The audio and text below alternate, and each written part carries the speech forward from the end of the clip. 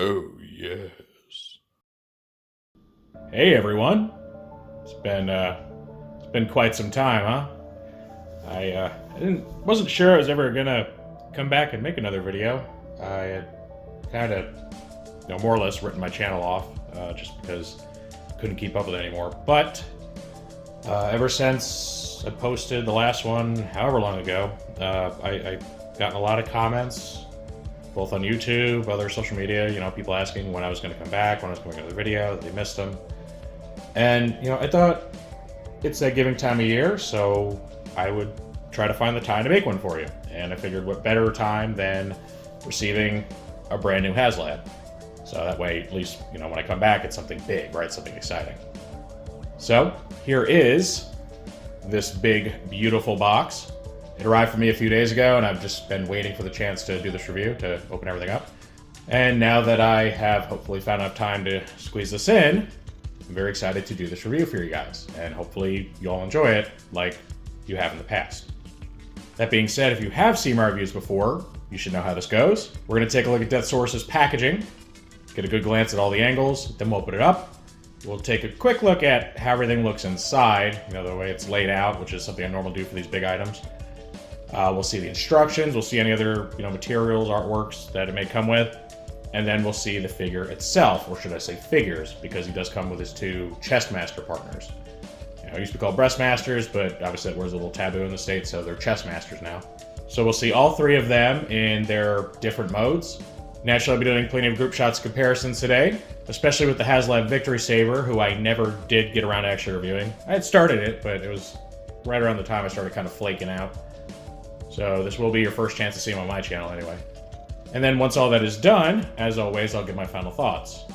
So let's get started. As I said, here is the box. It's done up with this really, really beautiful artwork by resident Transformers artist Guido Guidi, who has been a staple of the franchise for quite some time now. And I mean, it just looks phenomenal. It looks like a still from like the Transformers Victory cartoon, but having all the shading and detailing just really dialed up to 11. And I mean, it's done so well. The perspective is great. Really helps show off everything that this guy, is supposed to be coming with. You get the two chest masters, you get his throne, which was a stretch goal. Doesn't have all his weapons, but that would have made for a very cluttered picture, so I'm okay with them not including those. Right here, you can see in dark purple foil, Transformers Legacy logo. Just says Legacy. I think he's technically kind of part of Legacy Evolution, since he did come out 2023. You get your Transformers Victory logo right here. It is named Deathsaurus. Not sure what that says. I can't read Japanese. The top has that same logo right there. On the side, you get the word Transformers done up in foil. The logo again.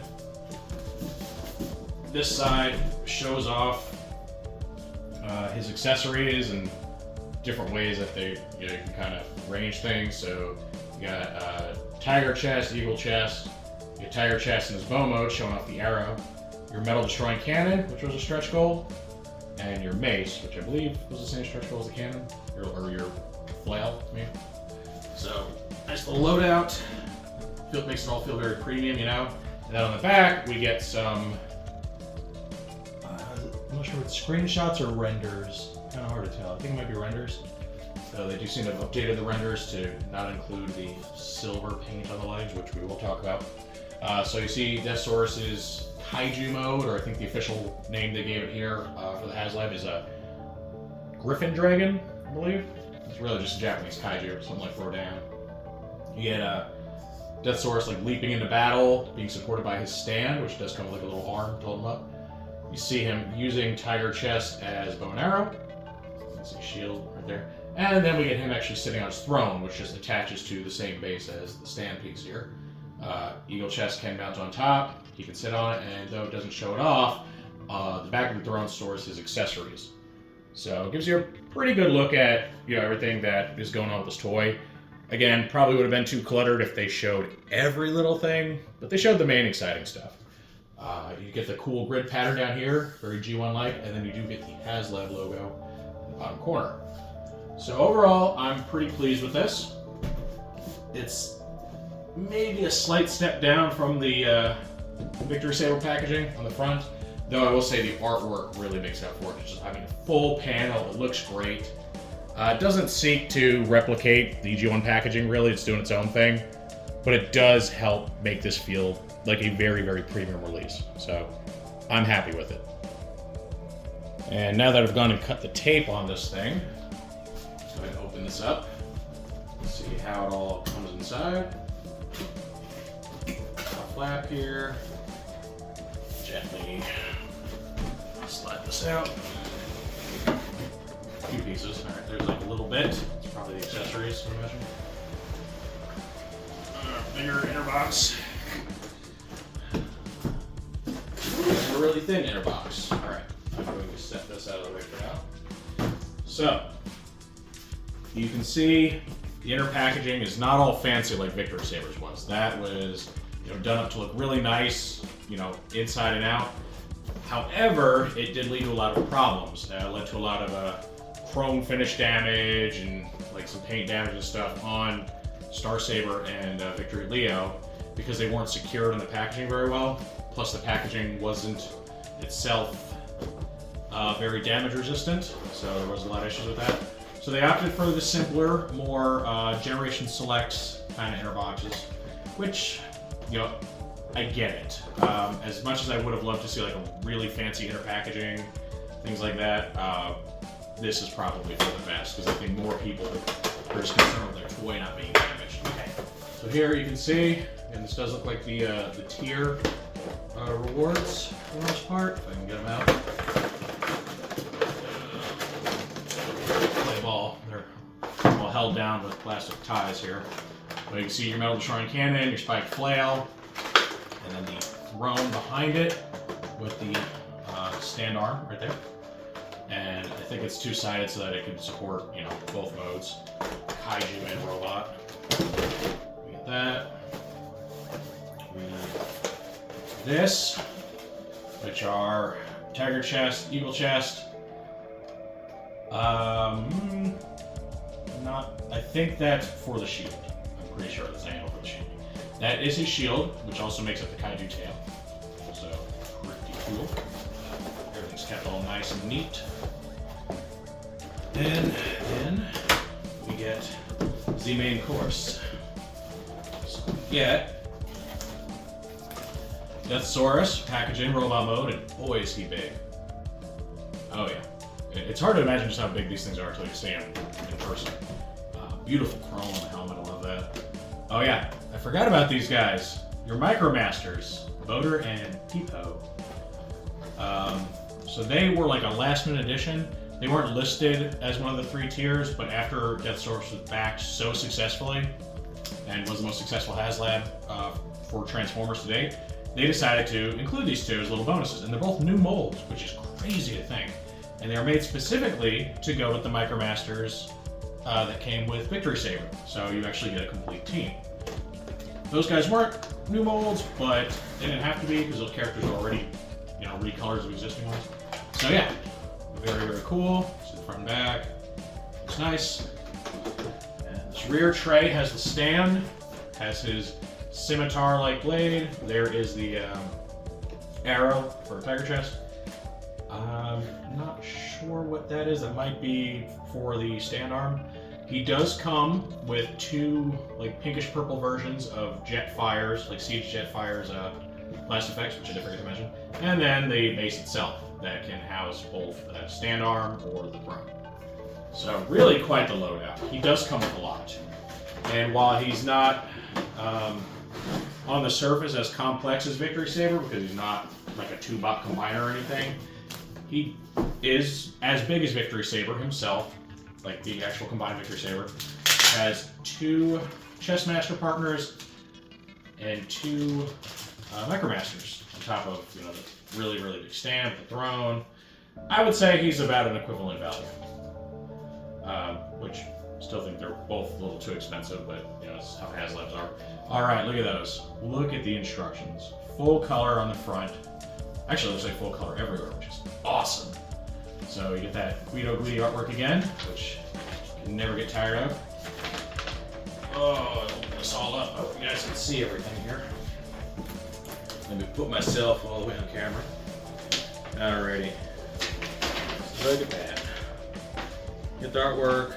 You get your like parts and pieces loadout here. You get instructions for setting up his stand, as well as his shield. So yeah, that little blue clip is for the shield.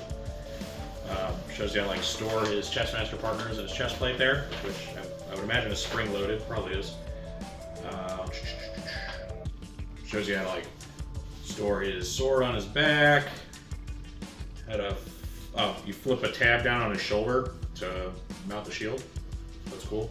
Shows you the metal destroying cannon, how to get him to wield that. Shows you his spiked flail. Shows you where you can actually store it on him, which is neat. It looks like it just tucks inside the kaiju head. Then we get our transformation steps for your chest masters, go into their weapon modes, which, yeah, Eaglechest does come with like a little dual barrel blaster mode, which wasn't shown off anywhere. And your instructions for Peepo and Boater right there. And in case anyone's wondering why he's called Peepo, it's because it's the sound effect that they use in Japan for the sound of like ambulance sirens. You know, they call it Peepo instead of like, I don't know, woo woo. Let's see here. This shows off how to set up the throne, how to store all of his accessories on the back of it, which is a great touch, including a shield, so that's nice. And then it looks like we get our main transformation for Deathsaurus from robot to kaiju mode. This little bit shows us, what is that? Oh, you can mount his chest masters on his back in kaiju mode, which I think his back is just a robot chest, so it makes sense. You can do blast effects on his feet, which will be really great for mounting him on that stand and making him fly. Yeah, there's that little maroonish clip right there that does indeed... Oh no, that's the arm. Oh, there's a clip, yeah. The clip does tuck under the beast mode with the mount in there. So, yeah, overall very, very cool. Let's see. Oh, and then one last little bit, you can actually get the Griffin Dragon to hold the metal destroying cannon too. Which looks silly, but it is actually a screen accurate thing. It could happen in the cartoon. So, yeah, very pleased with the instructions. They seem to cover all the bases, and they look phenomenal in full color. You know, honestly, I wish that was just in the budget for all Transformers toys, just full color instructions all around, because it gets so hard sometimes to get the ones where it's like black and white, and then they highlight things with like dark red or dark purple a lot of the time. This is so much better. Everything's clear, so, yep. I'm very pleased with what's inside. We'll take a little interlude now to get this all opened up properly, make sure it all works, and then we'll see everything itself. Do the transformations, comparisons, fun stuff. Alright, so now we get a nice look at everything completely out of the packaging, and I'll show you guys the loadout here. So we get our main course right here, Mr. Deathsaurus. We get the base, the throne, we get his flight stand with adapter piece for the Griffin Dragon mode. Dragon Griffin, whatever it is. Your metal destroying cannon. 6 blast effect pieces, which form 2 complete blast effects. Tigerchest, Eaglechest. Get his large sword. Got Peepo and Boater, the arrow, the flail, and I think that's it. And you guys already saw the instructions, I won't show that again. So, I mean, there's quite a lot here.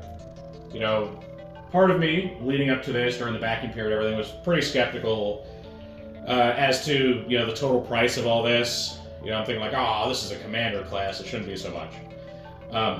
Now, I guess one thing we should take into account, a lot of this stuff would not have been included in the base offering had it not made its tiers, especially not the, you know, secret tier of the Micromasters. So everything here together, I think, is easily worth the $180 or so, $190. I think so. That did kind of raise the question, because in the past, it's been said that the price for a HasLab is based on the initial offering, right, without the tiers. That's what they price it on, and the tiers are just extras for, you know, reaching a greater quantity. However, more recently, when it comes to the Marvel Legends team, they've actually said the opposite, that the price is based on getting all tiers unlocked, which means that if you don't get all the tiers, you're not getting a great deal. Given what I'm looking at here, I would say that's probably the reality. I don't think the initial claim that the price was based around the base figure was accurate or truthful. Because this looks like $200 or so worth of stuff. If it had just been him and his little buddies and like a sword, really, no. it would not have been worth it. I mean, when it include all this, easily worth it. There's so much going on here. So, yeah, I think he is worth the price overall, but definitely would not have been if we had just gotten, you know, the base offer with no tiers. That's just my take on that. So maybe agree, maybe disagree. Maybe you think it's still too expensive. Maybe you think it was fine, you know, as it was. Everyone's different. So yeah, very, very good spread. There's a lot going on here, which is what you want to see. They all look really good. Very colorful display going on. So now we're gonna go ahead. I'm gonna start with the Micromasters.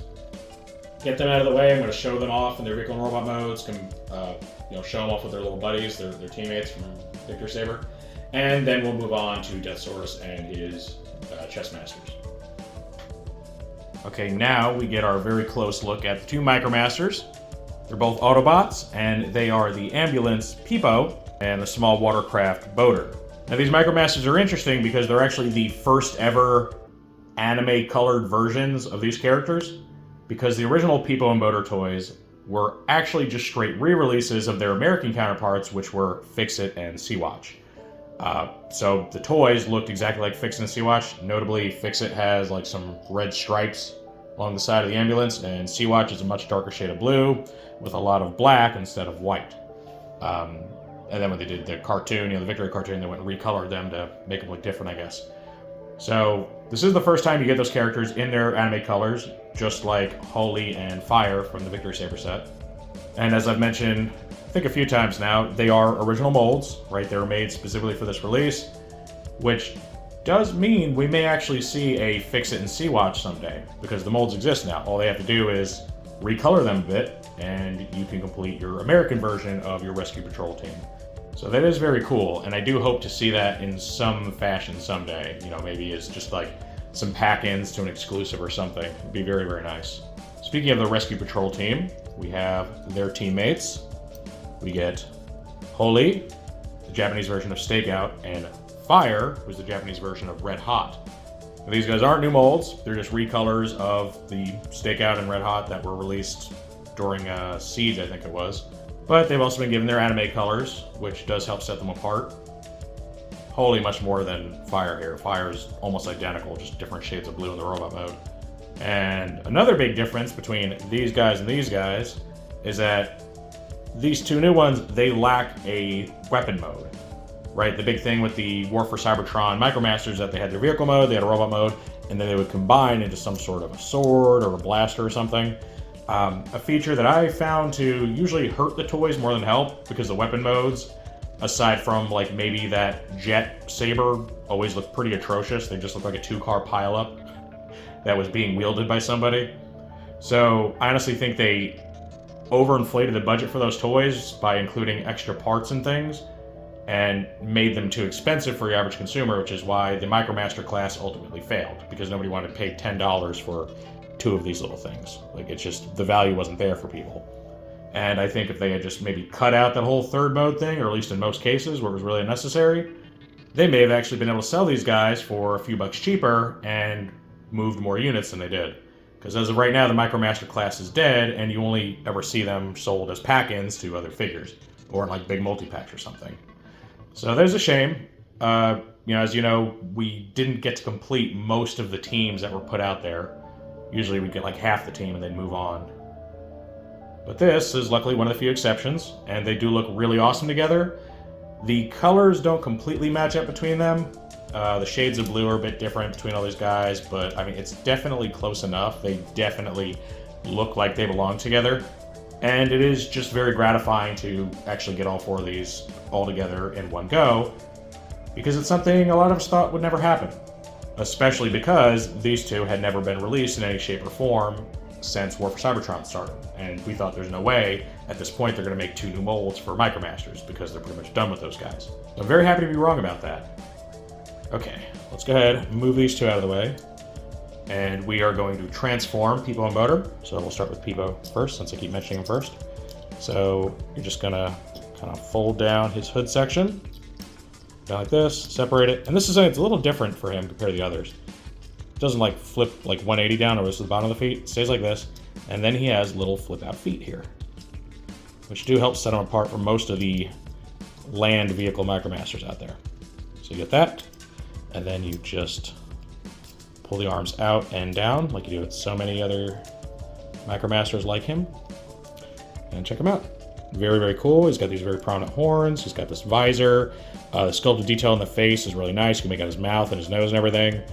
And he just looks great. He looks about as good as a Micromaster possibly can. I'm very, very happy with him. And then Boater, he's also pretty cool. So you flip this up, push it all the way back like so. You separate the arms. Actually, let's do the legs first. You pull the legs out. They have these little white bits, so kind of did this wrong order. You should do the legs first, then the front of the boat. But oh well, we're here now. Separate the legs, push these in. Kind of similar to the little ankle spurs on Red Hot / Fire there. And you just bring the arms down. And he also looks really, really good. I don't know, I mean, functionally they're not much different from the Siege or Micromaster, but something about them just looks slightly higher quality. I don't know if it's a face sculpt or what. Him, instead of having a mask, he has a faceplate. So it really helps mix things up a little bit. Fists are painted. It's well proportioned. And because of those big old ankle spurs formed by the top of the boat, he's very stable. So that is very, very cool. Now let's go ahead and bring out their teammates who, through the power of video editing, are already transformed. Look at that. It's like magic. Okay, so now we see them all standing tall together. And in their robot modes, they look even more like, you know, a color-coordinated unit than they do in the vehicle modes. And yeah, I mean, they look awesome together. There's still something about the older guys that makes them feel not as good as the newer ones. But maybe it's just bias, because I've seen these molds several times now. I'm just kind of tired of them. I've also never been super crazy about the Red Hot mold. But there you go, a completed team, which is an absolute rarity in a post-War for Seibertron Micromaster landscape. Love everything about these guys. You know, they all have the same articulation, just simple like shoulder articulation, hips, knees, pretty standard Micromaster stuff for modern day. But they all look great. The proportions are good, the detailing's good. I'm very, very happy with how, you know, these two came out, but especially the whole team, if you're one of the people lucky enough to own both HasLabs. And as I said moments ago, these guys make me very, very hopeful that we will eventually get a Fix-It and Sea-Watch to complete the America version of the team. I mean, it'd be like printing money for Hasbro. So hopefully they feel the same way and put those out there eventually. Okay, now we get to see our main players in their beast modes. So of course you have Deathsaurus in his Dragon Griffin or Kaiju mode. We get Eaglechest in his, well, Eagle mode. And then Tigerchest in what is supposed to be a tiger mode, I guess. Funniest looking tiger ever. But he's got cool wingy looking things, so there's that. It's more of like a Silverbolt Fusor type creature. So these guys, they're very simple in their design, these modes. Eaglechest, just, you know, his wings flap. They bend a couple different ways. They can go in a little bit, I suppose. His hips here are on ball joints, so they can move around quite well. They got little ports, which you'll see what those are used for later. His head can hinge up and down, and his beak can open and close. So, pretty good amount of articulation. Oh yeah, the head swivels too, which is really cool. Which is honestly more than I expected, so very, very nice touch. So again, simple, but does everything you're supposed to do. Tigerchest here. These do technically move. I don't know if they're really meant to, like simulate flapping or something, but by default they just go up like this. His tail section can go up and down. The head can swivel back and forth. Mouth opens and closes. Neck can look down like that. He has ball jointed shoulders, as well as a simple hinge for the elbows, or, you know, front knees, whatever we're going to call them. He's got just swivels for the hindquarters there, as well as a simple hinge for that. So no ankle articulation, unfortunately, but still got quite a bit going on. And overall, I mean, they're pretty cool. They're far more complex than the originals, who, you know, weren't very poseable at all. And you know, they do everything that you expect them to do and everything you'd want them to do. All right, we're gonna move these two out of the way for a moment so we can look at Deathsaurus proper. And now we're gonna look at the main attraction, old Deathsaurus here, who really earns his name by being this giant saurian bipedal creature. So as far as his articulation, his head can swivel back and forth like this, the middle joint in the neck. It can lift up and down. And you can see this panel right here swings with it. And that's meant to like stay down as he moves to a very organic look to the neck, instead of like flailing or flaring up like that. It's supposed to stay down. The mouth does move and swings open very, very wide. You can see it's got a 5mm port on the inside of the mouth, which is perfect for plugging in his blast effects, like so. Or any blast effects, really. And I mean, the way it just like barely fits in his mouth is, you know, really great. It's like the energy's bursting out every which way. I wouldn't leave this in if I were you, because the inside of his mouth is painted, and this will eventually strip the paint off. Though, so the hole, like inside of the hole is not painted, which is great. However, the edge of the hole is, and it's all that silver is going to come off on this thing if you just leave it on there for a long period of time. Which is unfortunate, because you probably want to pose him with that fire breath going on. I mean, you still can, just be willing, you know, ready to lose some paint. Alright, so there's the head articulation, his little arms here. They are actually on universals at the shoulder, which is great. I was worried these would be ball joints, but they're universal, so swivel and hinge combo there. You got the like upper bicep swivel here, which is nice. And then a single elbow bend, so you get a very, very deep bend with it. No wrist articulation, but he's just got two little claws for each hand anyway, so you don't miss much. The wings are cool. They flap back and forth. They can kind of lift and drop as you need them to. So pretty much full wing articulation, anything you'd expect there. The hips are on, they're not ratcheted, but they do have kind of a clicking in point there at the neutral position, and then they can swing out if you need them to. They do ratchet this way, back and forth. This is all solid in this mode. His knees will bend a little bit. You don't get a lot. You get like that much. And if you try to straighten him anymore, it starts opening his forearm panel for the robot mode. So not a lot of give there. The ankles do hinge though, and they will spin completely around. And what's really, really cool is his toes are articulated. So they can push together like that, or they can flare out, which is the intended position for this mode. So a lot going on there. The tail, unfortunately, doesn't really articulate, since it does have to be made up of like the robot legs and the shield, so it is solid. And then you also get this right here, a little spring-loaded door, which if you're familiar with the character or breast masters or chest masters, you probably know what that is. If you don't, I shall show you. So here's our first chest master, Eaglechest. For anyone that maybe didn't know anything about Victory or doesn't know what a chest master is, they're very similar to like Power Masters, where they have like something that folds up and plugs into their chest. Instead of being an engine block or something, it's more like an armor. And then the little partner that plugs into them is always in some sort of animal form. I think always.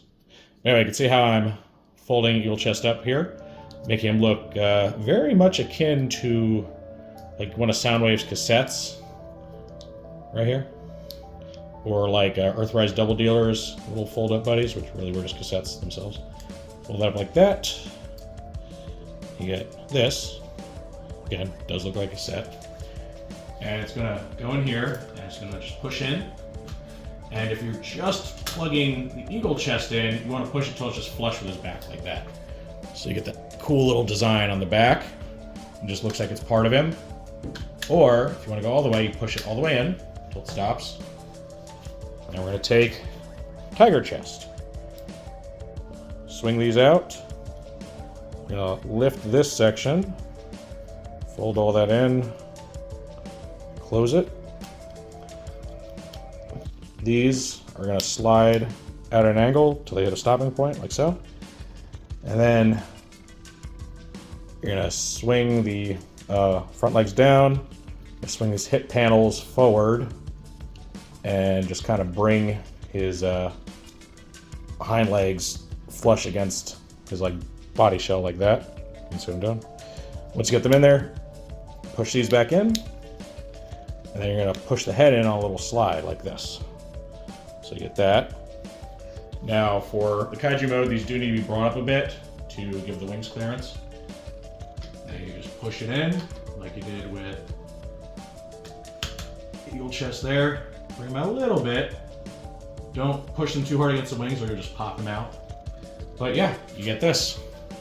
That's very, very cool looking. Look at that.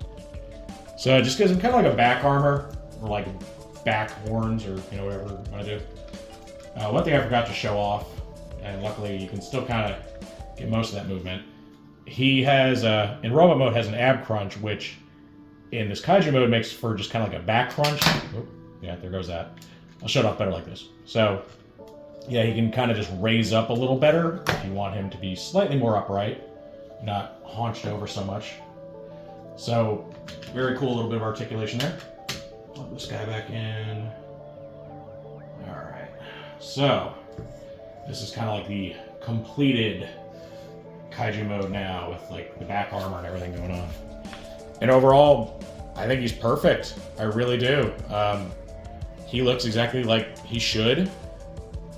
He's a little different from the original toy. The original toy had a lot of chrome on the head, but because they're going with anime colors, they made his head white. Oh, that does remind me, I was talking about paint at the beginning, right? So all this right here in the prototype images was painted a very metallic silver, and it looked awesome. And it led a lot of people, including myself, to believe that's how the final product would look. And then when they did reveal the final product shots, we did find out that they had actually swapped all that silver paint out for just like a pearlescent gray plastic. Now, some people were actually happy about this change, primarily because paint has a tendency to flake or rub off, and if it's mostly just a plastic color, you don't have to worry about that as much. And that is a very fair point, and for the longevity of the toy, that's probably better. But I will say that really nice silver paint that was on the legs and the shield and everything, it did look so much nicer. I mean, really, really made this guy look extra, extra snazzy. So that is one thing that was, unfortunately kind of lost. Not nearly as egregious as like the HasLab Unicron, where they left large parts of him unpainted and just made them the completely wrong color. Like the insides of his hands and his planet maw being blue instead of like silver and yellow accordingly. So at least it is still supposed to be the right color and does look a little bit closer to, how he would look in animation, vice toy form, which is what they go for in modern Transformers, whether you like it or not. So, could be good, could be bad, depending on how you feel about it. Okay, another feature I want to show off with this guy is that in this mode, he can actually wield the metal destroying cannon, which we'll get a good look at that now. It actually comes in several parts. It can fold up. You just swing this up out of the way, fold all this in. It's on like a double hinge. Say fold it up for storage, which we'll see later. Folds out nice and quickly. And then it's also got these like really creepy organic claw-looking things on it for reasons. I don't know. It's the way they designed it. Which they can articulate, pretty much full range back and forth. You're supposed to have them a little bit past like kind of the neutral, like straight up position like this. This is kind of the cannon look for them. Get it? Cannon. Okay, so the way you mount this is really cool. It's got a tab here. It plugs into, if you go on either side, but it plugs into these slots in the shoulder, which are actually angled outward a little bit, which is actually what you want. So you plug it in there, and that'll pretty much hold it. You don't have to do anything more as far as stability, but to make it more believable, he's got a little slot on his inner arm next to the tab right here. Which these tabs on the handle, they are Masterpiece style instead of like 5mm posts, which is what you come to expect from Generations. So that's the route they went. Probably because of his articulating hands, it just made more sense to go Masterpiece style with that. Since he is probably closer to a Masterpiece figure than a Generations figure. So yeah, look at that. He can actually like wheel the thing over his shoulder and hold it with his little wimpy dragon hand. And it's stable. It looks kind of silly, but it works really, really well. And it is a callback to one of, I think, several times that he actually wielded the cannon in his kaiju mode. So it works. It looks great. You can go ahead and plug one of these fire blasts into it if you want to. It looks really snazzy. Makes it a little long and unwieldy, but it looks very, very cool. Just like with the beast mouth though, I wouldn't leave it in there because, again, silver paint. It will strip it off over time. But don't let me tell you how to play with your toys. You do what you want. I'm not leaving it in there. Breaks my heart when I pull a Fire Blast effect off and half the paint comes with it. All right. So, we've seen all that stuff. Now, we want to see how he interacts with his base. So, here is the round base, the main bit there. And then we get our little flight stand. It can go one of two ways. For the beast mode, you have it going this way, where it's just kind of angled down a bit. All right, and then you have to attach this little accessory to his like pelvic area. So there's a port right there. Just take this. Oh, knocked off. Tigerchest again. Just like that, and then it plugs straight onto here. So you can make him fly around and look awesome. And you know, you can spruce him up. You can have him breathe fire again if you want to. Or one thing that the instructions actually show off is that you can attach Fire Blast effects to the bottom of his feet. See right here in the middle, they got little 3mm ports, or posts, which are perfect for attaching these. I will say they don't seem to stay on very well. It's a very loose connection. You'll probably see these fall off as I try to show it off to you, but I'll get them on there anyway so you can see. And yeah, it works. They are a little loose. I don't know if that's due to mold degradation or just poor, tolerance issues with the molding. Not sure. But it does look very cool, and it, gives him a sense of speed, like he's just blasting off instead of slowly flapping his wings along. So it does give you a lot of really cool options. Now you can technically have him wield this on the stand, but it's really tight. Like this kind of like pushes against the ground because of clearance issues, like that. Kind of tilts him a little bit.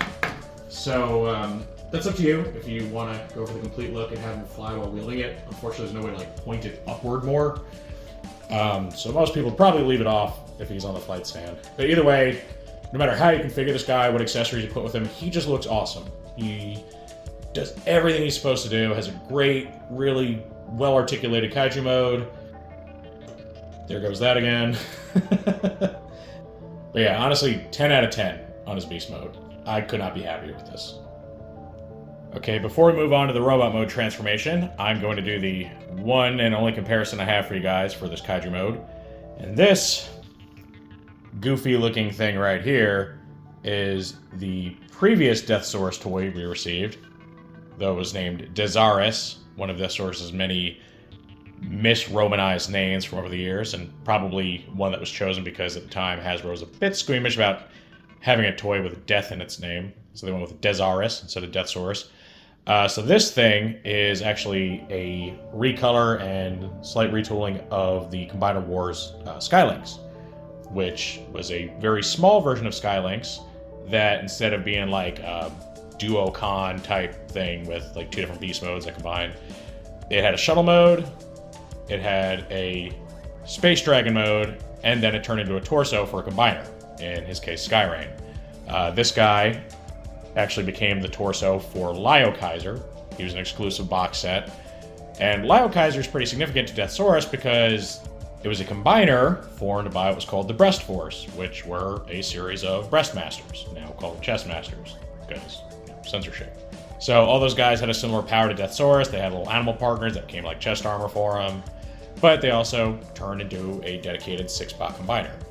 Well, when they released this little Platinum Edition box set, rather than create a whole new torso, which was made of 2 smaller robots, which would have been Leozak and Jaguar, or Jaguar, however you want to say it. It's been branded over the years. They just did a quick retooling of Skylynx, made it into something vaguely resembling Deathsaurus' beast mode. They did actually go out of the way to retool the head to give it like the scary eyes and little, spikes and stuff. And then just gave it a combiner head that looked kind of sort of like Liokaiser's. Called it a day. Very dissatisfying box set. The Limbots themselves were fine. More than serviceable for, the era that they were in, Combiner Wars, Prime Wars. But this thing always left a bad taste in my mouth and really made me want them to do a proper Liokaiser, which I had hoped would possibly be the next Transformers HasLab, right? You got Star Saber, or Victory Saber, you got Deathsaurus. if they're keeping with the victory theme, I think Lio Kaiser would have been the most obvious next choice. However, two things. For one, the design team at some point did say that the next HasLab wouldn't be a victory one. Didn't say what it would be, but said it wouldn't be victory, so that was a little disappointing. But also, in 2023, they did not announce a new HasLab, and apparently do not plan to. So it looks like we're skipping a year for Transformers HasLabs, which is really weird, because they've been some of the most successful HasLab projects that Hasbro's done at all. They've all backed with all their tiers. You know, it was really great. For whatever reason, they opted not to do one this year. So not only will we probably not get Lio Kaiser for the next HasLab, we're probably not going to get another HasLab, like actually receive it, till 2025. So, boo. I was looking forward to seeing what they were cooking up. I don't know why they shied away from it. But yeah, maybe that's a video for another time, assuming I make more. Don't know. I'm not promising anything, guys. Life is just too hectic these days. You may also be wondering why I have this guy, you know, standing up on his hind legs, and you're like, oh, you're trying to make him look more like Deathsaurus, which, like, partly, yeah, but also because the tolerances on this thing are garbage. His neck does not stay up. So even if I put him on all fours, he would just flop down like that, and there's not really anything I can do about it. So, you know, hind legs it is. And I'll just use the excuse of trying to make him look more like Deathsaurus. That's what I'm going with. Okay, now for the exciting part, we're going to transform Deathsaurus into his robot mode, aka Emperor of Destruction mode. So, we start off folding up his little spindly arms and rotating these shoulder panels all the way forward, like so. Just kind of tucking them out of the way. His wings are on hinged panels as well. Gonna swing them out. Bring them this way. Which would actually make for like a really cool fan mode or something. Death Scythe mode. A mantis strand or something. Kind of neat. Alright. His hips will pop off the robot legs like so. And they're actually on a full 360 swivel. So once you get them swung out, spin them all the way around. Then you're going to bring them up. And they are going to plug in like that. Same thing over here. Spin it. Plug it in, nice and firm. And we'll just kind of keep these out here for now. Keep them out of the way. Alrighty. This next bit we have to do is the tail. So this actually just pops right out. Oh wait, not quite yet. You're gonna lift these little kneecap bits up first. They're holding it in place. Those little tabs. And that comes right out. Just set this aside for now. Alright. These panels have to pop off and swing out like this. And we're gonna swing his robot legs all the way down straight. We can push the kneecaps back in. These bits are going to swing in, fold out like so, swing down, and then there's a little, we can see like a little blue 5mm port there. These are going to just plug into it. To close up his legs, make them look really nice, no big gaps. There's really only one part of this guy that feels cheap in any way, and I'll show it here in a few minutes.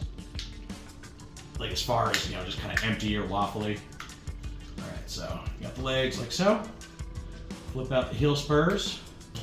You do on so many other Transformers, because those heel spurs are very important for balance and give them a leg up in stability over more human-like action figures like your Marvel or Star Wars. These guys don't tend to fall backward as much as they do. Alright, he's got these little hip skirt things. Just swing them down. Let's get him standing nice and straight up and pretty. Alright, now the arms. These are kind of cool. Yeah. Extend them out, like so. Now when you transform to the Kaiju mode, the forearms have to be rotated like this to actually plug in, and they hold in place like that. It's kind of cool. So now you spin 180, you lift up these forearm panels, like so, and you gotta bring the fists out, while like kind of folding the Kaiju feet up against the backs of his forearms. Close those. You're gonna close the toes up, squeeze them together, Rotate these back like so. And just pose the arms however you need to. Look all pretty. Same thing here, much faster. Maybe not much faster. Slightly faster. Close, spin. Alright, we're almost there. So let's get the wings. Alright, so then we're going to take these two little panels here, formed like the beast chest. Swing them down, and they're on these double swivels. So you're going to kind of swivel them out until they're directly over the beast arms. Then you're going to swing them up and tab them in. Might take a little bit of practice to get the positioning right, but they'll just completely cover the beast arms like that. Then take the beast head, just kind of extend it straight up. I would personally untab it a little bit before you open this panel, because having it tabbed in makes it really hard for this panel to open up. Anyway, you open all that, reclose the panel once you get it past the robot head, swing it all the way down, like so. Go ahead and get his wings just in a pretty good position. Then with the finishing touch, just mildly flare out his little bat ears or horns or whatever you want to call them on his helmet there. And there it is, Deathsaurus in all of his glory. And he sure is glorious looking. The figure looks pretty much dead on to the character model in every way. Coloration's great, sculpted detailing, I mean, just all that stuff. He is a phenomenal looking Transformer. And he comes off looking very big and imposing. Doesn't look stocky or, oddly proportioned. Doesn't look too lanky either. He really is just as perfect as you can expect him to be. Now, we set aside his tail a little while ago. So what we're going to do with it now is we're actually just going to flare it open. And you can see it's got this little blue piece in there. And this is actually a separate piece. Just plugs in with a little 5mm port there. A small post. So the default position for it is like this, where you have a little post sticking out like so. And what you do with that is on his right arm, and his right arm only, unfortunately, part of his shoulder actually swings out like this and reveals 5mm port. And then you just go, take his shield, which is called the Death-Tailer shield, by the way. And not tailor like, somebody that sews things, but like tail-er, right, tail. So just becomes his little shoulder-mounted shield that, the toy had and the character model had and all that. And it looks really cool like that. And, that's probably how most people are going to display this guy. However, if you want to, you can reposition this thing by taking it off, using this hole to plug it in, and shows off one of those Masterpiece style handles with little tabs on either side. You can put it in either hand. I don't know why they made only his right shoulder compatible with that. I mean, obviously, it's cheaper, less moving parts, but I mean, it wouldn't have cost a whole lot more for them to tool one of those little swinging bits into the other shoulder. But they didn't. They only went with the right. Alright, so yeah. You can get him to hold it just kind of like a regular shield and hold it in front of him if that's something that you're into and you think it looks better than having it on a shoulder. So, and obviously it does look more practical. If I were wanting him to look as battle ready as possible, I would have him hold it this way. However, I am a sucker for accuracy, so I'm gonna leave it on the shoulder. That's just, my personal preference. You guys can do whatever you want. Let's kind of just leave this off for now so we can show them off better. Okay, so poseability, articulation. The head is on what appears to be universal, so it swivels around, hinges back and forth, very nice. Shoulders are also universal. They're ratcheted this way, and just kind of like a tight hinge this way. Got bicep swivel, got single elbow bend that goes, 100 degrees, 110 degrees up. He's got a wrist swivel. He has articulating fingers, so the pointer and middle finger articulate on their own, as well as the ring and pinky. So You know, he has something akin to Masterpiece level hand articulation, which is nice. Still got the little flap in the chest. Got a full waist swivel, which you should be able to move kibble and stuff out of the way to get that 360 if you really want it. He does have those side skirts on the waist, though you really don't need to raise them up. Maybe if you get like the widest splits, you might need to raise them a little bit. These also swing up like the front hip skirts. They are individual, it's not all one piece. They're like some cheaper toys. He has ratcheted universal hips. They actually do ratchet every way, unlike the shoulders. Got the thigh swivel. He's got ratcheted knees that get a little more than a 90-degree bend. Not amazing, but not terrible. And then he's got your ankle tilt. And not rocking, unfortunately, just tilting. But standard Transformer articulation. Obviously the wings, they can flap back and forth still. They can still raise up if you want to. The head, I mean, it can articulate, but it's not supposed to. The beast head. So overall, everything that you need. Oh yeah, and of course the app crunch too, right? It's got the app crunch still. Not much. Only get that much. It's better than nothing. And if you do have Tigerchest installed, just be mindful not to pop him off when you do the app crunch, because his head does kind of get in the way. So yeah, overall, super, super cool.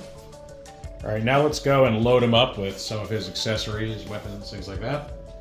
So first you get your Chestmaster partners again. So let's go ahead and like stuff them in there. So here's Eaglechest. And that's how that looks if you just want Eaglechest in there.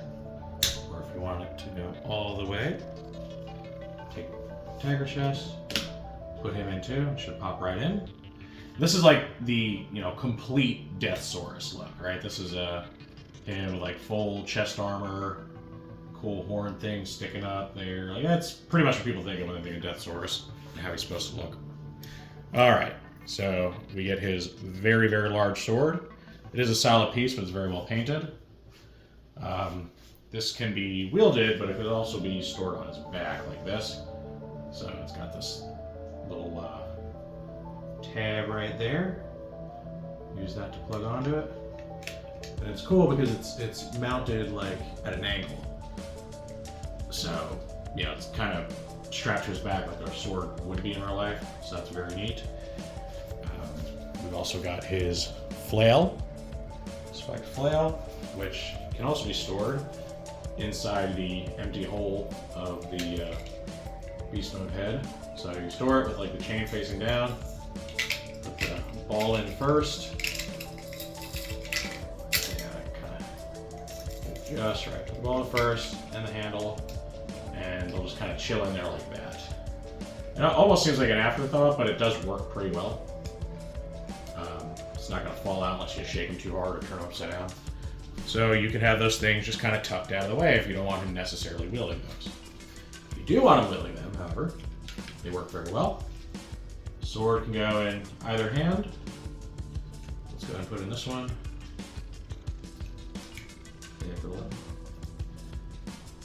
Okay, it's in there, nice and tight. So you can have him wield this big old cartoonishly large sword. It's very token in anime. And the mace is held the same way, or sorry, the flail. And flail is really just a mace on a chain. Yeah, hooks on there. Looks really cool. You can get him to hold it up. Go either way here. Fun fact, the chain is actually reused from the Masterpiece Megatron chain. It is, I think, like the only thing out of this whole gift set, this whole package that's actually reused, the chain right there. Pretty sure everything else is original. So he looks really cool with both or one of those weapons. If we want, we can swap in the metal destroying cannon in either hand. I'm going to take the sword off. Now you will want to keep his arm more or less straight because of how long the cannon is. Whichever arm you hold it in, you're going to need to swing the horn forward. Give him clearance. So here's our cannon. I'm going to pull the creepy finger things back just for accuracy's sake. And it's just going to plug in. Going his hand. Now what's really neat is it doesn't just plug into his hand. He's got these little slots on his shoulders come inside of these tabs, so it helps really, really hold this thing in place.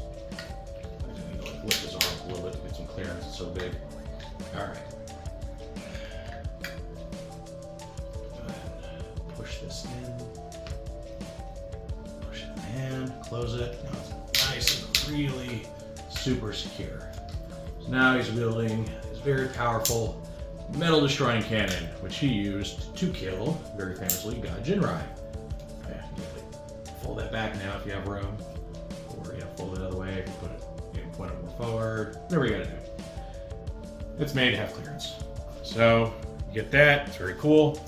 You can, just like with the beast mode, attach a blast effect to the barrel of the cannon. You want it to look really, really neat, and show him possibly just obliterating God Jinrai. And it's a really cool accessory. Kind of a shame that it was a tier, but it is big. It's not like it's a minor little weapon. It is kind of a shame that it completely took the place of his toy-based rifle, because the original toy did have like a black long rifle, not nearly as big as this. But because it was never used in the show, I guess they felt like leaving it out. But I think they should have included that, just as a fail-safe, in case he didn't make the tiers. That way he did get some kind of firearm going on there. But this is what they went with. That's what they chose. Let's go ahead and clear these out. Next, we're actually going to use his Chessmaster partners as weapons. Now here's something worth pointing out. You might wonder, how do you get Eaglechest out of there when it's so deeply recessed? Well, if you lift the dragon head up here, you can see Eaglechest on the other side. Just push him out. And you can do the same thing in Kaiju mode, though these are kind of blocking the way, so you'll have to fold them down temporarily and push Eaglechest out to get him back out there. Alright, so unarming now. Let's look at the Eaglechest weapon first. So this one's pretty simple. If you're going from his compacted mode here, just go ahead, fold the wings out, temporarily move the feet. You're going to flip these little gun barrels forward. If you don't fumble them like I'm doing right now. Alright. Everything will go back into position here. His feet really get in the way. Okay. And then his tail flips down like a handle and uses that same connection system as most of the other handheld weapons that this guy has.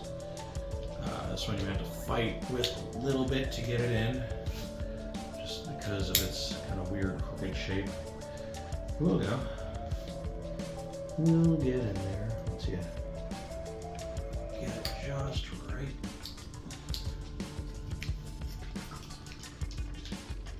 Come on, buddy.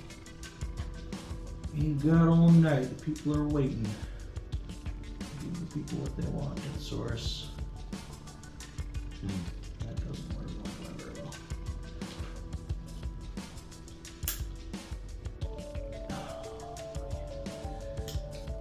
There we go. There we go.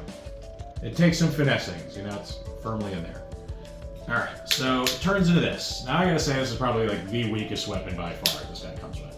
It's really silly looking. It looks like he took one of Soundwave's cassettes and just stuck like blaster barrels on the ends of him. Called it a day. So definitely not my favorite. Very silly looking, and I don't really plan on ever using this. Alright, I gotta fight it back out. Alright, so there's that option, or we can go with Tigerchest's weapon mode, which is a lot cooler in my opinion. So if you're starting from like your little chest armor mode, you flail the wings or horns, whatever you want to call them, outward. You're actually going to take this, swing it out, open that up, and this little tab's going to plug into the bottom of his chin, like so. It's like T-shaped. So you do that, and I think that's all you have to do there. Yeah. All right. Now he's got these tabs right here that will plug into the insides of either forearm. See the little slots right there? So you just stick it on there, like so. Put it nice and firmly.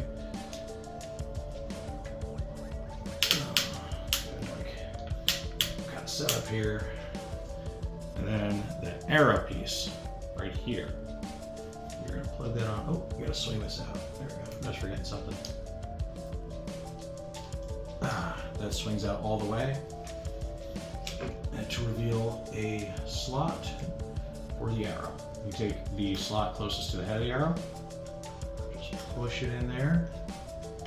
You may have to fight with this thing a bit. Things might pop out like that. Not the most secure connections. Once you get the hang of it, should stay with relative frequency. Unless you're me, apparently. No, no, buddy. No, you want to go in there. I just suit doesn't want to stay on. Okay. Let's see if we got this now. Alright. Close enough. Okay. You might be wondering, how is he ever going to reach that arrow to pull back on? Well, he has little hidden butterfly joints that can swing his shoulders forward. Now, it does look very natural from certain or unnatural from certain angles, like that. It looks very painful. But if you're getting just that perfect angle for a photo, it looks pretty okay. Doesn't look like he's dislocating his shoulder too badly, maybe. Maybe it does. So that's how you utilize that. You know, it's just a static arrow. It's really just for posing, for static, displays. But it works pretty well. I think it looks quite good. Now, all of these display options have been really nice so far, but if you want to get very, very fancy with displaying your Deathsaurus in his robot mode, you got to break out the base again. So, do something similar to what you did before. However, instead of using this bit, you use this vertical one. Just gonna slide it all the way in, like so. And if you look at the back of Deathsaurus, you can see this 5mm port right there under the pelvic region. So you're gonna slide it on here with this bar, just kind of helps support his weight. Get on there. And since you want to make him look all cool, like he's flying, you gotta kind of lift his legs up. Position him out. Get him in some really nice dynamic pose, Get him looking like he is just flying the bow, ready to smite all of his enemies. Raise his sword up, do all that cool stuff you want to do. And there you go. You can make it look like he's actually flying now, which you can do his robot mode, so why not, right? You could also just plant his feet on the ground if you want him on the base. For, I guess, grandeur, but don't necessarily want him, suspended in the air. His feet will reach the ground if you get his legs straight. So you can get him like this. Obviously, you can pose with any weapon load I want. It's also where I want to show off one thing that I failed to mention earlier. There is a little hidden feature to this guy, something that's not called out in the instructions or anything like that. Go ahead and pull these extra accessories off so you can see them better. So in the anime, Deathsaurus used an attack called the Death Wing attack. And I am not talking about a giant dragon with metal plates on it. If you know what I'm referring to, kudos. So, this guy's wingtips do actually disconnect fairly safely. Now, they don't have any sort of nice, neat handle or 5mm post or anything like that. So his grip on them is going to be dubious at best. But it is something that does seem to be intentional because the way these do separate from their wings, it looks like they are meant to kind of be taken off and put back on as you need to. So you can get them doing something kind of like this. Hopefully you don't hold them. The way you do this is you take it and you bend the wingtip toward his front like that and just kind of unlatches. Again, not a great setup here. It's a very weak hold, but it does seem to be intentional. There you go, the Death Wing attack. Looks silly. Looks very, very silly, but it is something you can do if you're so inclined. I mean, they don't look particularly dangerous, but that was just the animators and story writers getting goofy with bits and pieces of your guys. If you want to reattach them, just press them in with them initially pointing toward his front again. it in where it's supposed to go. And then just rotate it back, locks back in. So, pretty cool. Pretty cool. So you can do all that stuff right there. Now, for the coolest part of this base, flight stands and all that are neat, but what I think really sold a lot of people on this guy was the throne. And now it's time to finally look at that. So to set that up, just slide your little flight stand bit off, get rid of that, and you are going to bust out this guy. It plugs in to the four, is it octagonal? No, hexagonal holes right there. And it becomes a very, very nice centerpiece.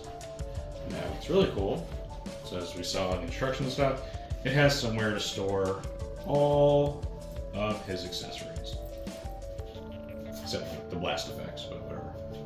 So the way you do that, the flail plugs into this slot here. And then the hole in the mace ball goes up here, like so. Now the instructions don't really tell you this, but you should kind of run the arrow under the chain here. Makes it easier. That plugs in with two slots right there. Very, very cool. The sword plugs in over here using the other hole, so not the one that goes on his back, but the bigger, wider one. Like so. Your metal destroying cannon, fold it up, like how we saw it earlier. Plugs in, it kind of fits in these grooves, and has a 5mm port right there. Goes over that post. Chain out of the way. Plug that guy in, just like that. In there. And lastly, it even has a spot for the shield, which plugs into this middle hole right here. So go ahead and get it on there. Might need to pull the chain out of the way as you do. It doesn't really seem to get in the way. Alright, and it's nice and neatly stowed. From the front, doesn't look bad. Nowhere that you can really store like the flight stand or anything like that, but yeah, they can only do so much. So, we got Deathsaurus here. We're going to remove Eaglechest. We can keep Tigerchest on if we want to, doesn't really matter. Put them on for now. Maybe we'll decide to take them off later. Alright. So, you just get Deathsaurus in a nice sitting position. You need to fold his little skirts up before you lift his legs all the way up.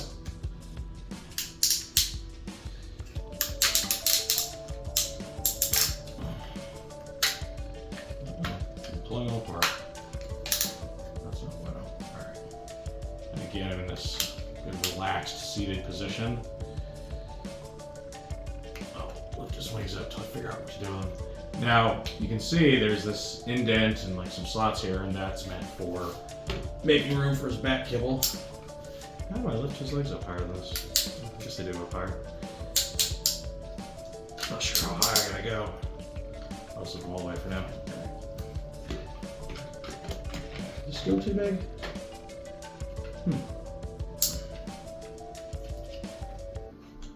You should fit in there pretty stably. Here you go. There you go, he's in. Now I can adjust the legs as needed. His butt's not really in the seat though. Don't like that. Don't like that. Okay. So it could be a little finicky. You may have to play with him a little bit just to get everything to go the way you want it to. But there you go. That looks pretty good. I can like bring the wings down, fold them back a little bit. Not too much, really. And he looks awesome. He looks very regal. Seated on his throne. Looks very relaxed. And Eaglechest, we're going to go ahead and transform him into his eagle mode. Probably know why, but I'll show you anyway. Guns out of the way, all that stuff. Get nice and cool again. Mouth. All right. So we saw those ports on his feet.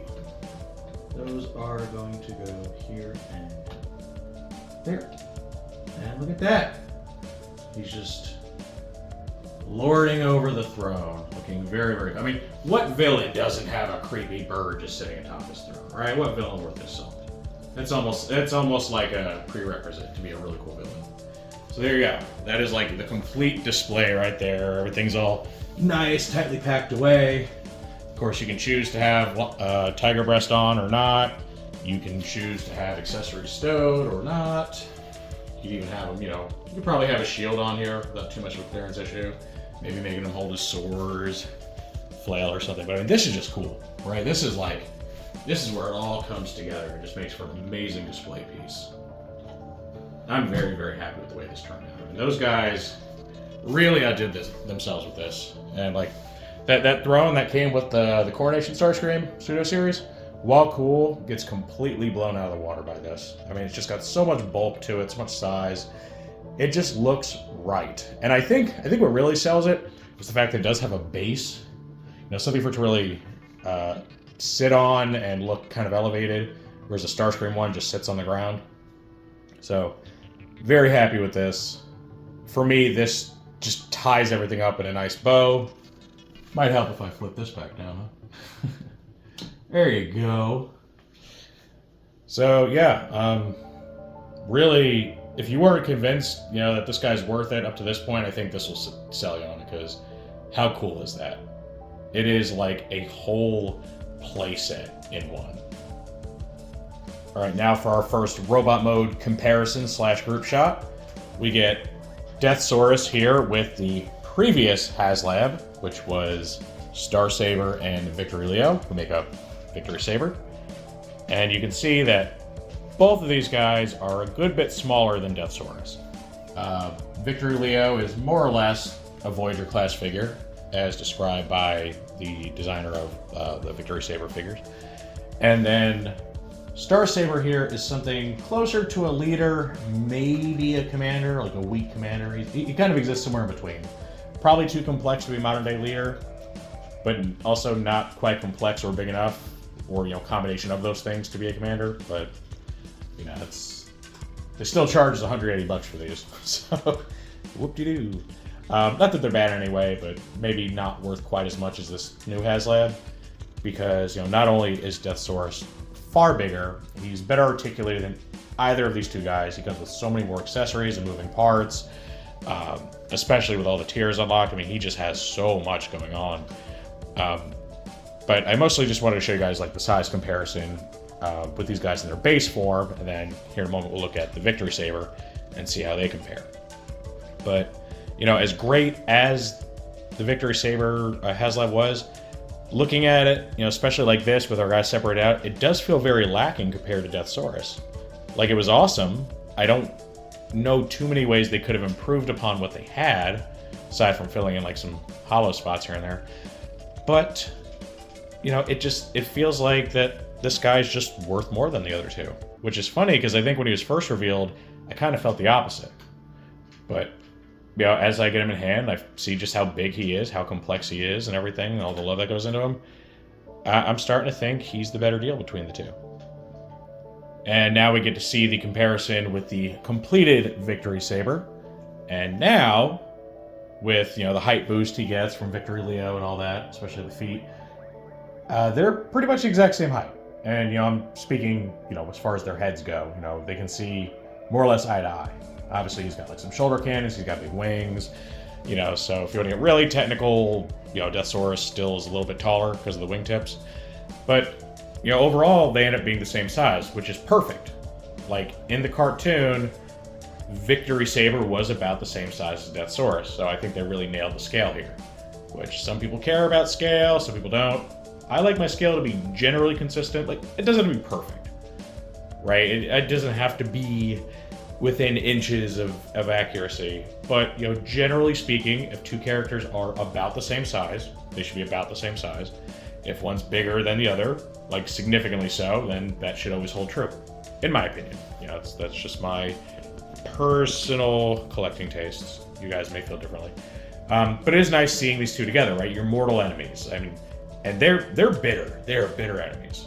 Unless you read the manga. And the manga, it goes like a completely different route. It's like, oh, Deathsaurus was just taking care of women and children. He's actually not a bad guy. And they shake hands. Everything's fine.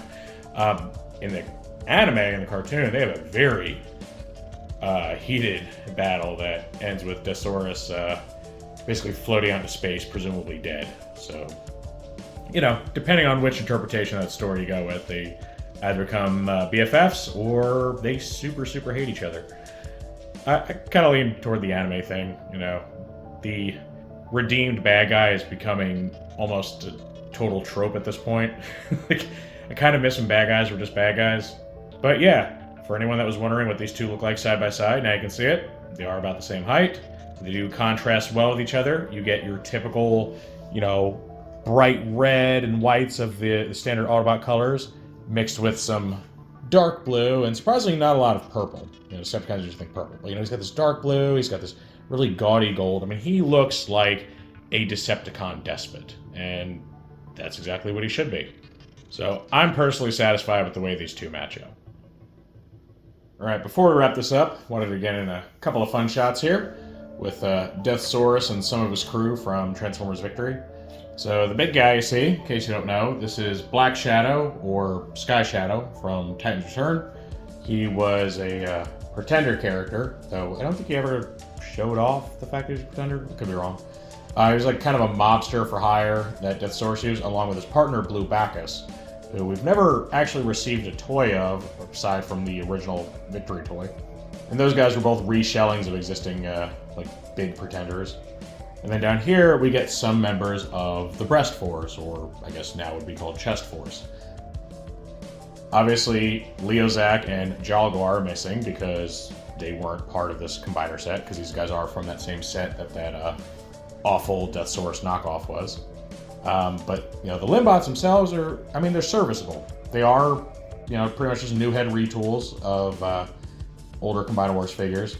But the head sculpts are really nice. A lot of them actually have like retractable horns and ears and stuff, which allow them to have their signature features on their, you know, on their heads without creating clearance issues, because that stuff just kind of folds up when they go in alt mode.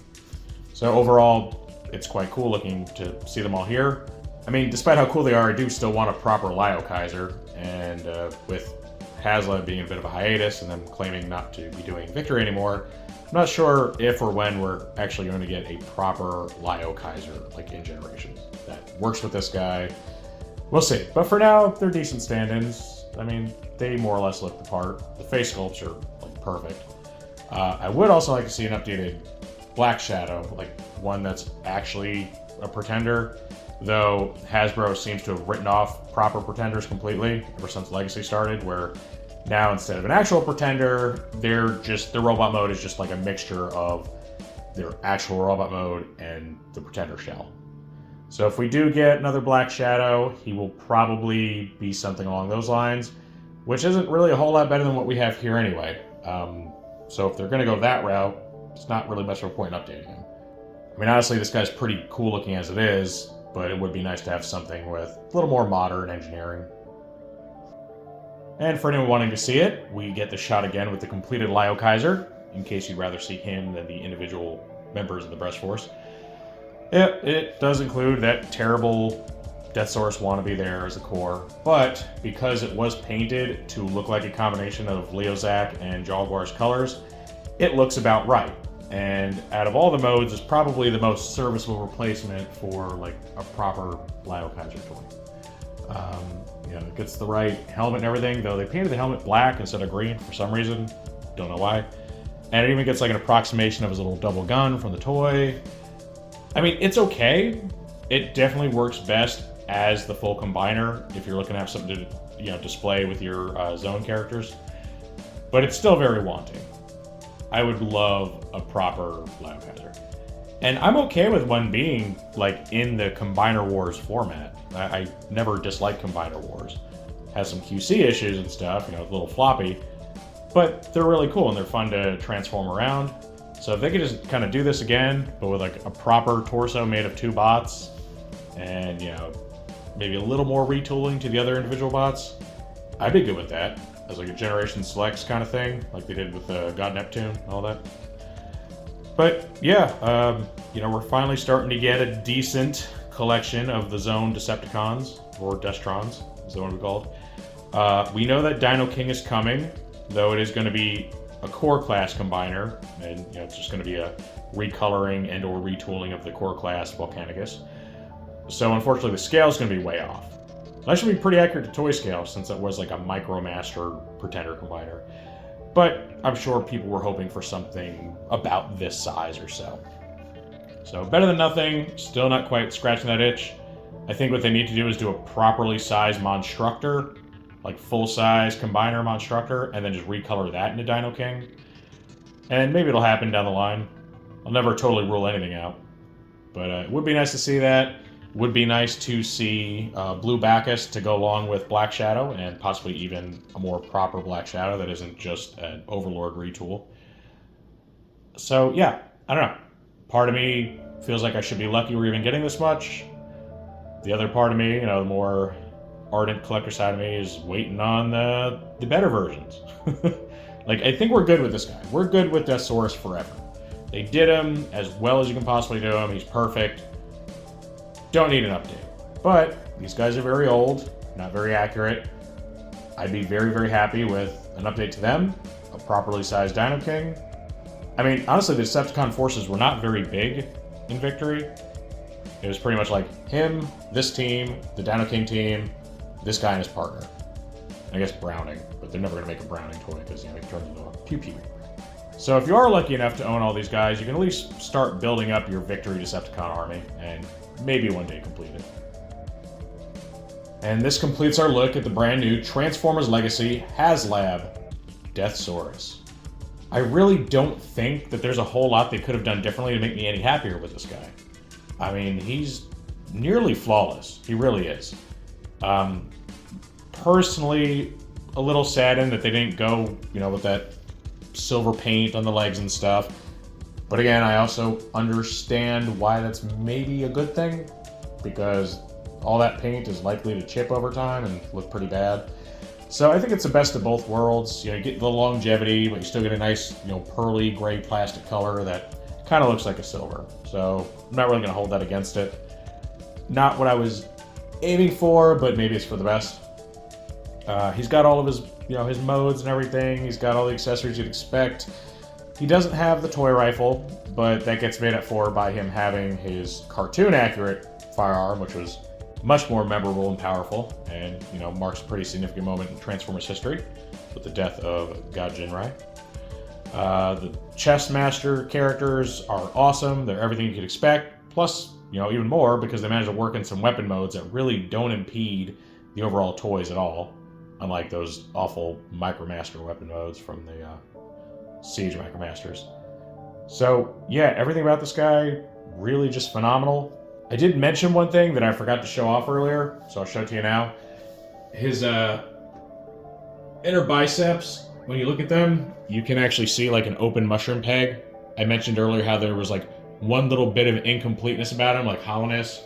That's what it was. It's that one bit right there. It's the only part of him where it's showing, just kind of his inner workings, or like, some latticing or some waffling that shouldn't really be there. And they totally could have covered that up. They wanted to, just like a little screw-on panel on the inner arm. So it's a little disappointing, but I mean, if they're going to have an open spot, that's probably the best place to have these, because not many people are really going to be looking at that. So, that's why it's like a 99 out of 100, just that small little bit right there, because everything else is just amazing. As I mentioned, the whole throne thing, coupled with the fact that the throne can hold just about all his accessories, really just wraps a bow around this whole thing. And it's just phenomenal. Like, it's no wonder that this guy was the most backed Transformers HasLab thus far. And I do believe that he is the best value out of all the HasLabs that we've had. Like, Unicron was the first, and it was utterly massive. It was like 29-inch figure, I believe. Biggest Transformer ever, super heavy. Turns into a really great looking planet mode that's like nice and complete looking. Turns into a really cool looking robot. But he was incredibly expensive. Maybe, he's worth that much, but, the price was really, really hard to get on board with, and frankly, the only reason I got a Unicron is because I just happened to get a little monetary bonus, like right around the time the backing window was ending. But, he was far from perfect. A lot of people didn't like the HasLab Unicron because he, was very kibbly. He had just panels, folding on panels everywhere. So he had a lot of, inaccuracies. Plus, they did skimp on some paint in some places they really shouldn't have. He really just got by on, size and wow factor alone, because at the end of the day, he's not that satisfying. And then you got Victory Saber, who was definitely a better value than Unicron, significantly cheaper. And, you got 2 robots. They're a combiner. Overall, quite good. Came with just about all the accessories that you'd want them to. But there were some shortcomings. There was a little more waffling and emptiness to Victory Saber than there is to Deathsaurus here. Not the best articulation. The hands weren't even really fully articulated. So good, but then we get this guy. And I guarantee there's more plastic and moving parts on this guy than the other two. There's gotta be. Between him, between his chest masters, between the Micromasters that come with him, which I just realized aren't in the shop, but you guys can come to see those. He's just easily, for the same price as Victory Saber too. So it's really easy to compare the two, since they are the same price, even though they're a year apart. I'm just in love with this thing. It is an amazing centerpiece to any collection, especially if you're trying to get a Japanese G1 or specifically a Victory collection. He is your quintessential Deathsaurus. I like him more than any third-party Deathsaurus I've ever seen. Some of those are cool and doing their own thing. I like the one that looks like the IDW Deathsaurus. But if you're looking for one that looks like the G1 character, and one that gives him the more cool, heroic proportions from the TV show, vice the rather clunky-looking G1 toy, this is it. This is everything you'll ever want. And no matter whether you have him in kaiju mode and robot mode, whether you have him on a flight stand or sitting on his throne, he is just such a presence. So if you did back this guy, I would say congratulations. You probably are just as thrilled to have him as I do. If you did not, and you're thinking about getting him third party, obviously, mind your budget. People are going to be upcharging quite a bit for this guy unless you get very, very lucky. But I think if you can pick one up for a reasonable amount that's not going to hurt you financially, you won't regret it. He's so good. And unlike Unicron, where, I don't even touch him anymore. He's such a big, heavy, fragile-looking thing that I just leave him alone. He's just a statue at this point. This guy's just so dynamic and so fun, and I can see myself, pulling him out for more reviews down the road, especially, once we get Dino King. He's big and impressive, but he's not so big and clunky that he's unwieldy and you just never want to mess with him again. So, 10 out of 10. 99 out of 100. I couldn't really be happier with this guy. So, congrats if you got him. Pick him up if you don't, as long as you can afford it. And, thanks for joining me for the first time in a long time. As I hinted to earlier, I can't guarantee that there will be more videos in the near future. It was the reason I stopped doing it in the first place. Life is just far too busy for me. I work more than I used to, which was already a lot. I do gardening in the warmer months of the year now to be a little more self-sustainable, which I might maybe do a gardening channel for anyone that's interested in that. Maybe. We'll see. But whether I see you again soon or maybe further in the future, I look forward to speaking with you guys again. I hope you really enjoyed this and look forward to anything I do in the future. That all being said, if you enjoyed this review, make sure to toss it a like. Let YouTube know you want to see more stuff like this. If you do want to see more like this, make sure to subscribe and hit that notification bell so you always get a heads up if and when I post something new. I thank you for joining me for this nice, long, in-depth look at the brand new Transformers Legacy HasLab Deathsaurus. And with all that said, I will see you next time.